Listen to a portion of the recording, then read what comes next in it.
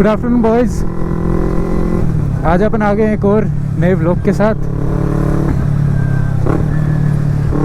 तो काफ़ी टाइम से, लगभग 1 साल होने वाला है कि अपनों ने कोई भी व्लॉग अपलोड नहीं किया, तो आज कर रहे हैं इतने टाइम बाद। तो आज के व्लॉग में हम क्या करने वाले हैं,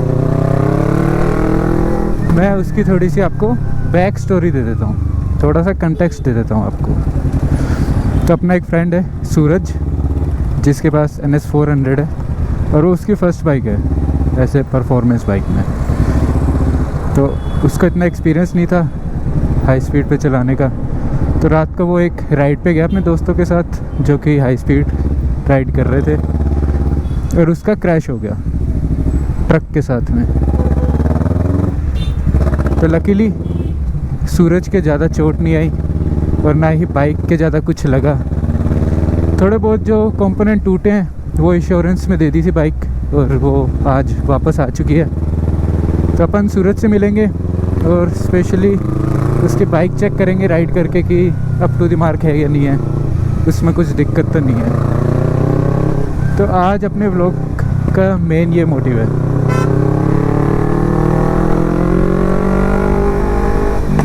बैटरी निकल गई थी तो अपना व्लॉग बंद हो गया था। अब अपन वापस चालू करें व्लॉग। तो अपन शोरूम पे आ गए, ये बाइक अपनी वापस आ गई। अब अपन इसकी थोड़ी सी टेस्ट ड्राइव लेके आते हैं, टेस्ट ड्राइव लेके आते ना, और फिर अपन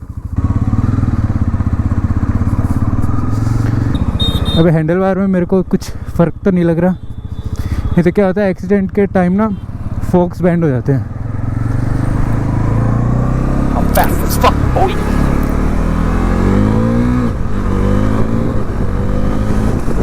किक शिफ्टर सही काम कर रहा है।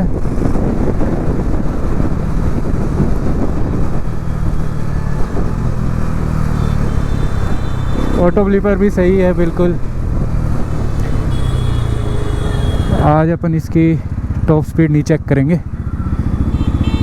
उसका व्लॉग अपन फिर कभी लेके आएंगे। अगर उसका व्लॉग देखना है आपको तो कमेंट कर देना, क्योंकि मेरे को लगता है ज़्यादातर ऑडियंस तो मेरी निंजा 300 वाली है, और बाइक्स को देखना वो कम ही पसंद करते हैं।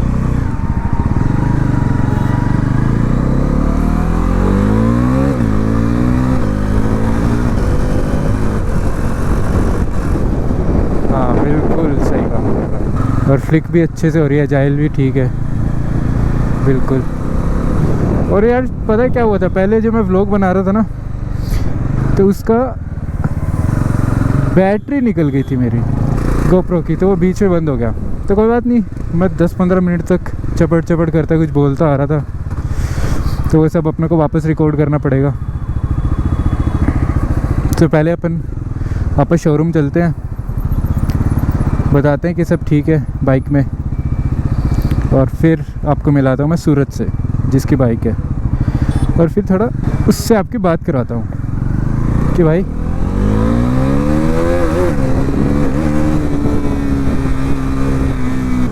ट्रैक्शन कंट्रोल सही था बिल्कुल।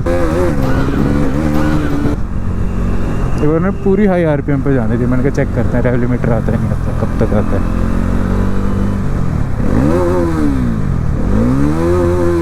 ठीक है 10,000 तक आ रहा है। बाकी पुश तो ये बाइक भी बहुत देती है पीछे, जैसे GT पीछे धक्का मारती है ना, बिल्कुल सही। पर नहीं ठीक है, कुछ भी दिक्कत नहीं है। फोक्स वगैरह सब सही है, कुछ बैंड नहीं है फोक्स में। कुछ नहीं है। क्या होता क्या है कि दिमाग में लोगों के जब ये चीज़ बैठती है, हाँ लोगों ने मेरे भी बैठती है, तो गाड़ी एक्सीडेंट होने के बाद कि वैसी नहीं रहती। मेजर एक्सीडेंट था। डॉक्यूमेंटेशन वगैरह सब कुछ कंप्लीट। अब अपने को बाइक घर पे लेके चलनी है। ये रहा सूरज, हाथ तुड़वा के बैठा है बात करेंगे अभी, आपको बताएंगे क्या क्या आपको नहीं करने हैं, डूज एंड डोंट्स। और भाई हेलमेट ने बचा लिया पूरा। हेलमेट की कंडीशन दिखाता है भाई क्या हुई है। छोटे पैर भाई, जस्ट राइडिंग थिंग्स। तो भाई ये रहा हेलमेट की हालत देखो यार। सबसे पहले ये पीछे जितने इवेंट थे सब टूट गया, और ये देखो ये हुआ है। तो सबसे ज़्यादा क्रैश तो सिर पे। अगर हेलमेट नहीं होता ना तो भाई बचत नहीं रहती बिल्कुल भी। और फ्रंट पे ये देखो दिख रहा है बिल्कुल। हाँ भाई सूरज, कैसा रहा भाई रिव्यू इसका? तो मैं हूँ, सुना तू है तो मैं हूँ, ये था। और बाइक ना होता तो मैं ना होता। और बाइक क्रैश हुई है 140 की स्पीड पे। 140 स्पीड है और मतलब मैं बताता हूँ, और सीधा हेलमेट जाके लगा है। मैं अपनी स्पीड में 140 स्पीड है और ट्रक वाले जैसे अपना हल्का सा मुंह मोड़ा था उसने, मुंह मोड़ के बैठ गया बेहोश। उसका कैसे गया, इसका मेजर इम्पैक्ट तो पड़ा यहाँ पे क्योंकि मेरा कुछ भिड़ा था। वो सबसे अच्छी और सीधा फेस भिड़ा था ना पहले ट्रक से। और इसकी अच्छी क्वालिटी थी, टूटा भी नहीं है। हाँ सच में नहीं तो खुद इमेजिन करो यार 140 की स्पीड पे। ग्लव्स पहन के थे मैंने, वही और ग्लव्स हो रहे तुमको उसके भी दिखाते हैं अभी। ये रहा। और ये ग्लव्स भी पहन रखे थे तो इतना नहीं ग्लव्स की हालत देखो। बट हाँ इन्होंने यहाँ पे काफी मेजर इम्पैक्ट ये देखो झेल लिया। तो बस हल्की सी उंगली भी लगी मेरी, पूरा कट लग गया इस पे। पता नहीं कुछ शार्प चीज होगी तो क्या उसके उंगली पे भी फ्रैक्चर आया है। ग्लव्स नहीं पहने होते तो क्या हालत होती। बहुत बुरा हाल होता। और सबसे अच्छी बात, मैंने शूज पहन रखे थे, रेडी शूज एक्सोर के, उसमें पैर में बिल्कुल चोट नहीं आई। और बस इसके चोट मेनली आई है बाइसेप्स पे। बाइसेप पे अब वो दिखाता है, ये रहा। ये देखो ये इतनी आई है, कुछ चीज लगी है। हाँ मेरे को पता नहीं, मैं भिड़ते बेहोश हो गया था। I don't know what happened. बिल्कुल ही भाई। तो बस इतना लगा है। और आपके सामने वो सबसे अच्छी बात है, आपके साथ जिंदा खड़ा हूँ, सही में चल यार। पा रहा हूँ। फ्रैक्चर और अगर राइडिंग जैकेट पहनी होती ना, गलती वो रहेगी कि राइडिंग जैकेट नहीं पहनी थी। अगर राइडिंग जैकेट पहनी होती तो ये भी नहीं लगती जितनी लग रही है। वो बस ये लगा स्क्रैचेस वगैरह, ये कोई बड़ी बात नहीं है, तो जस्ट राइडिंग थिंग्स। तो ये फोन जस्ट मेरे जेब में था, यहाँ पे था, पता नहीं कुछ शार्प चीज थी, काट रही थी हल्के से मेरे यहाँ पे स्क्रैचेस वगैरह भी है।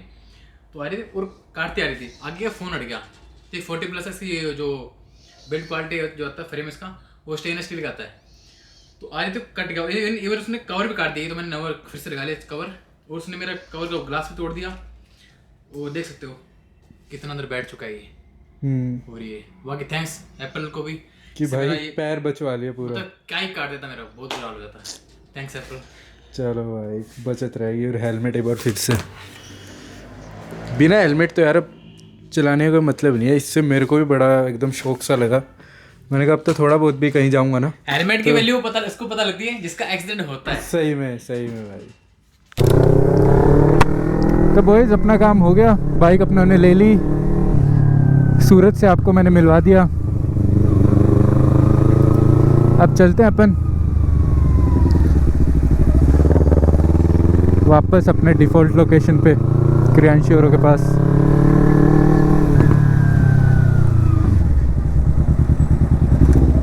और जो मेन चीज़ मेरे को सीखने को मिली है ना इसके क्रैश से, वो दो चीज़ें कि हाफ फेस हेलमेट तो आप लो ही मत, कम से कम फुल फेस हेलमेट लो। और फिर जितना आपका बजट आपको अलाउ करता है उतनी अच्छी सेफ्टी रेटिंग लेते रहो। जैसे ECE06 अभी सबसे लेटेस्ट चल रही है, जो कि KYT के अंदर भी है, TT रेवो में, और बाकी हेलमेट्स में भी आपको मिल जाएगी। और सेकंड चीज़ ये कि आप अपनी लिमिट्स में रहो भाई। मेन जो इसका क्रैश हुआ है वो इसी वजह से हुआ है कि अपनी लिमिट काफ़ी क्रॉस करके बाइक चला रहा था। जिसके फ्रेंड्स हैं, जिसके साथ ही उस दिन राइड कर रहा था, उनके पास अप्रीलिया बाइक्स वगैरह हैं, तो उनको तो काफ़ी नॉलेज है,